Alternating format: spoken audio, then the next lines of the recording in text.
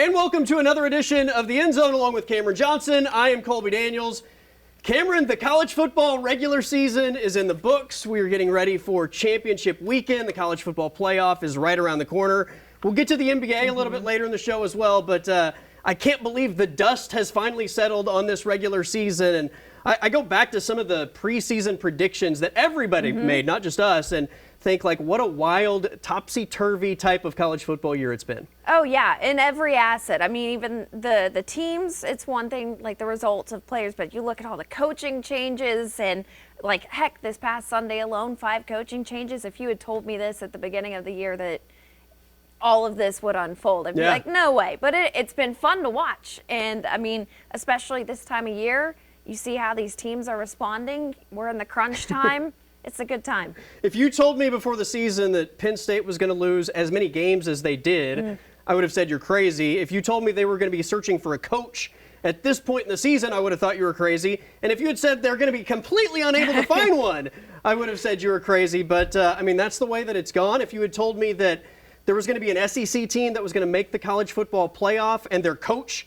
was going to leave for another job and not coach that team, I would have said there's zero chance that happens. But it's been a ton of fun, and look, I think we got to steer it toward Oklahoma. If you had told me the Sooners were going to go 10-2 before the season, I would have said I think it's possible, but probably a little bit unlikely because that schedule was an absolute gauntlet. And even if we talked about this before the year, even if you are much better than you were a year ago, your record might not necessarily show it because of so many road games that were tough, so many tough opponents. Obviously, the Michigan game early in the season was really the tone setter for this whole thing, but they just found ways to win. And, you know, you go back to that Ole Miss game and it kind of felt like the season was, you know, on the edge of a cliff, and they just seemed to rally from that point on and found ways to win each and every week. Yeah, to your point, at the start of the year, it was 3 different ways the season could go, and they all felt like real possibilities. I mean, like you said, they had the tools to get where they are now. And they've done it.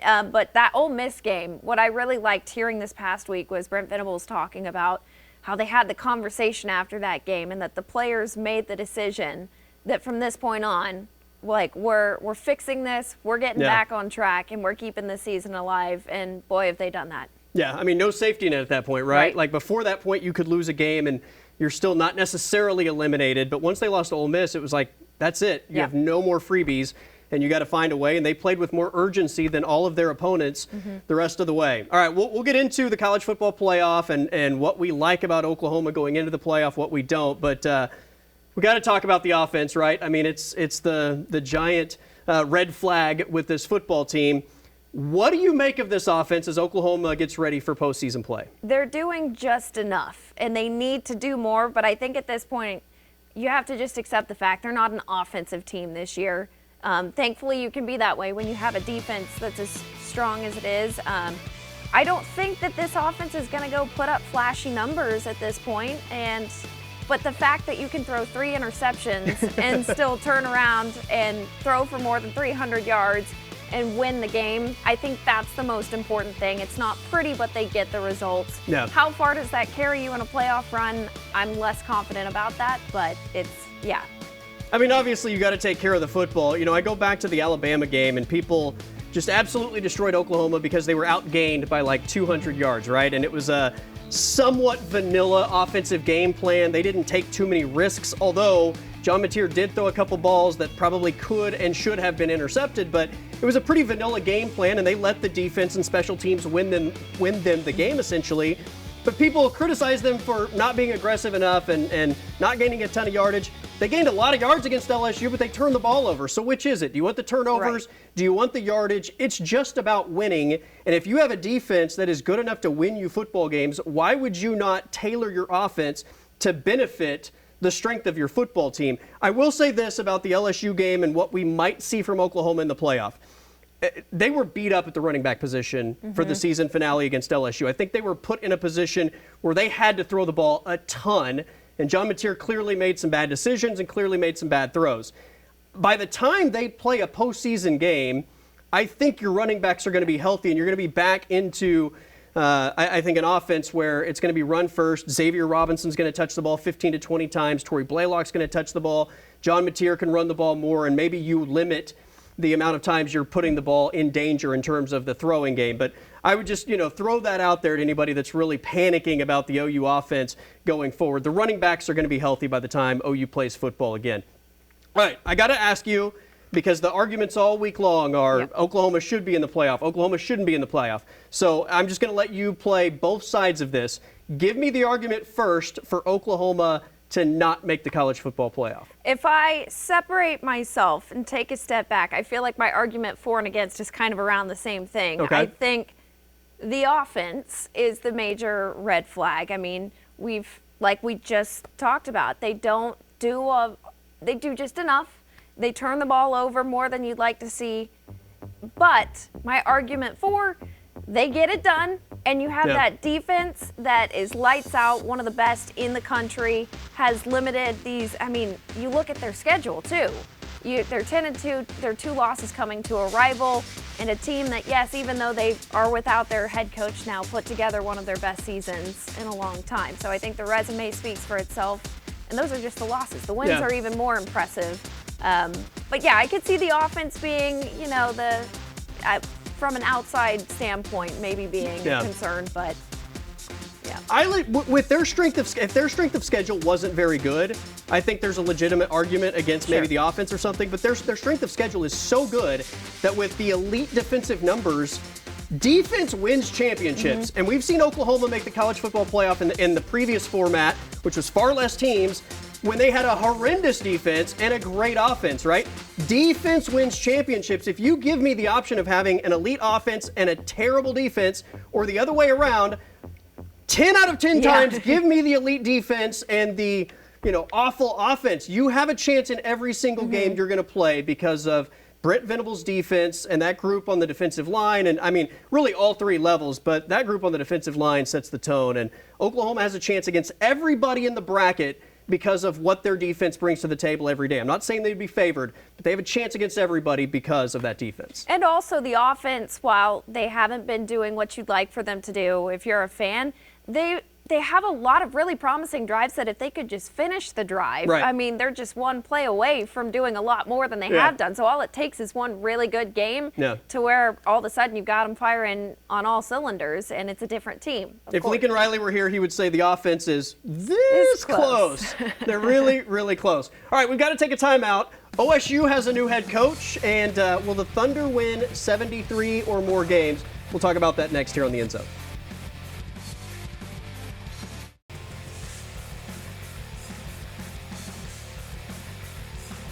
All right, we've got to get to the college football playoff a little bit later in the show. I know that's a popular topic of conversation, especially on my Twitter timeline where everybody has a different opinion. Staying in the college football realm, though, Oklahoma State, I mean, what an absolutely miserable season. One of the worst offenses in college football. They decided, you know what, we got to fix that. Let's go get arguably the most brilliant offensive mind in the game. He's been a part of 3 number 1 offenses in the country at 3 different stops. I'm speaking of North Texas Eric Morris, who OSU has hired. They're going to have the introductory press conference next week. But before we hear from the coach, because he had a press conference this week as they get ready for football, what did you make of the hire? I like it. I think if you take, and I'm not sure what his changes will be when he gets to Stillwater, but the Cowboys, despite their results, they looked very much improved on the defensive side of the ball, and then you bring in an offensive mind like Eric Morris, who's worked with some high-profile quarterbacks. Yeah. If you keep those defensive improvements around and combine that with this hopefully improved offense, I think this is the short-term, get back on track as quickly as possible. I think this is a great hire to do just that. I said defense wins championships in the last segment. Offense wins fans, right? I mean, I think if you're OSU and people were starting to fall off, bringing in a guy like this is probably going to be a more exciting hire than if it were a guy like Brent Venables, who's going to be a defensive-minded coach. I think people just get, in general, more excited about offense. He's going to immediately, I think, bring something in that is going to excite the fan base and hopefully, I think, put at least more points on the scoreboard and give them an opportunity to compete. In his press conference this week, he spoke on the challenges of taking a new job with this college football calendar that we currently exist in. It's not always pretty, like I get that, and so at the end of the day, I think these opportunities come. Sometimes when you least expect it, they come. The timing will never be perfect on any of these things, and you're dealing with, like, this is a relationship-driven business.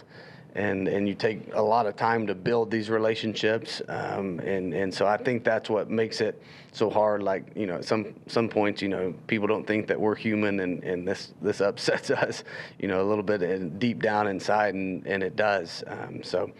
None of it's perfect.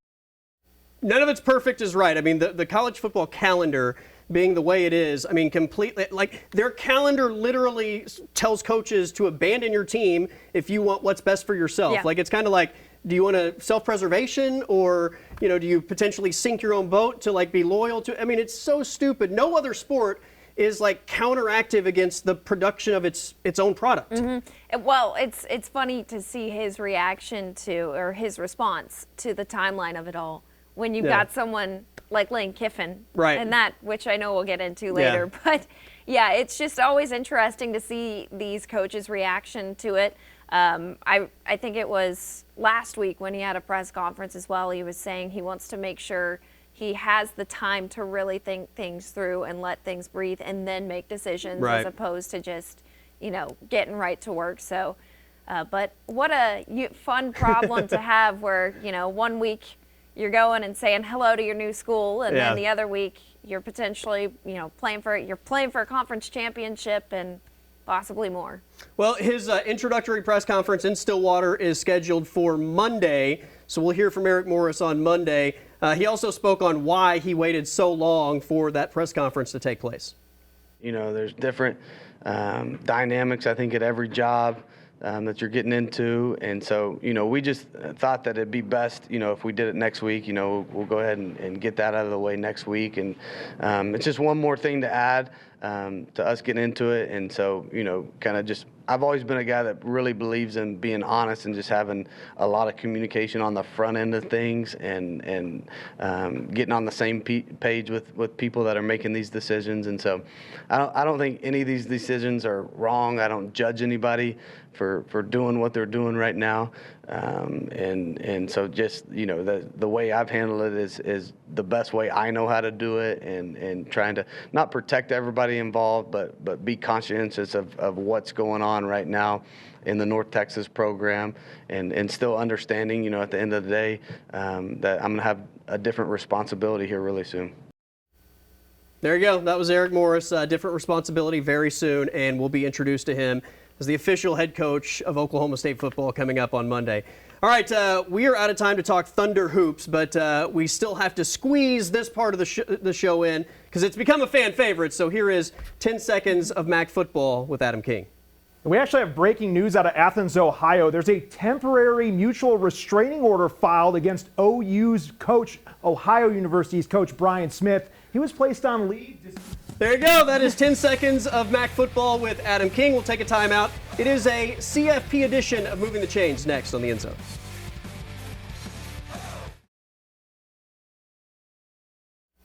All right, welcome back. It is a college football playoff edition of Moving the Chains. So we're going to throw out a few different scenarios, talk out maybe what might happen to Oklahoma in the college football playoff. OU number 8 for the third week in a row. Really the only big movement we saw, A&M drop to 7 after their loss to Texas. Alabama and Notre Dame switched spots this week. So let's jump straight into it, Cameron. Does a scenario exist that leaves OU out of the college football playoff?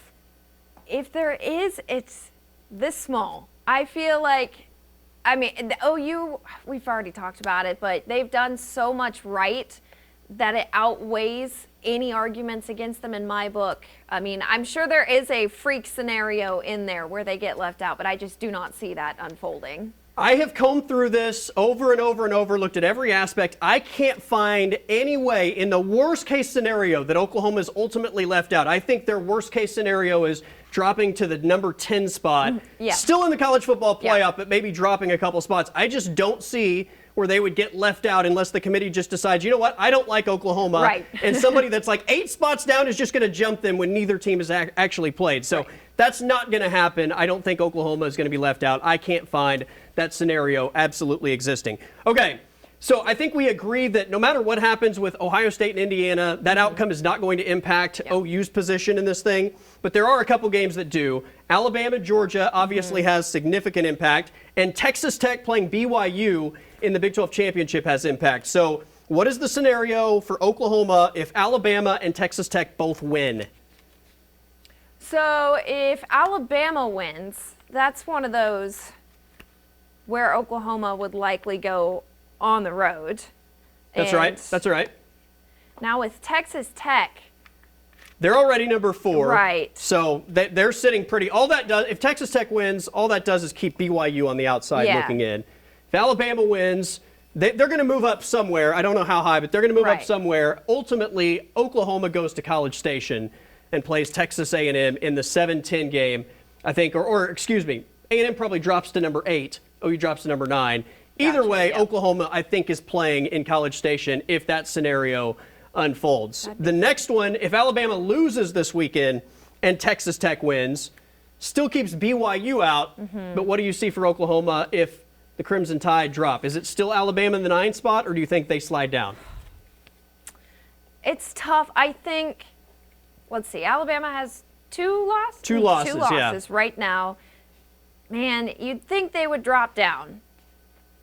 I don't think the committee wants necessarily to penalize teams for losing a conference championship Yeah. game. That said, this is a rematch if it stays that way. A&M Notre Dame is a rematch. I think it becomes very easy to say Alabama lost. Let's switch Yeah. Alabama and Notre Dame back. That also avoids the dreaded Notre Dame, Miami, like head-to-head type thing Yeah. that I think the committee wants to avoid. So that's what I think ultimately happens if it goes that way. Final question, what happens if BYU beats Texas Tech? That's kind of the big random, I think, outcome. Yeah, it's a random outcome, and I think I saw somewhere that's also a matchup that would send Oklahoma likely on the road. Boy, that would be, it's hard to Yeah. imagine that happening, Yeah. but I mean, anything can happen this week.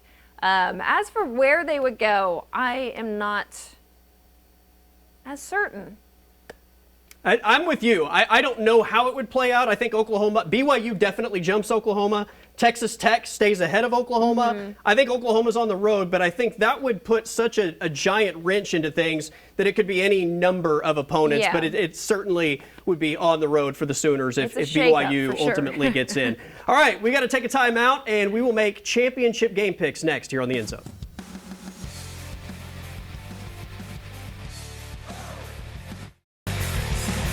All right, let's make championship picks. Awesome day of college football. And we got to start in the MAC with Miami, Ohio, and Western Michigan. Yeah, this game changed a lot whenever Miami, Ohio loses. I think that was your their- 10 seconds of MAC football, by the way. Oh. I'm kidding. Go ahead.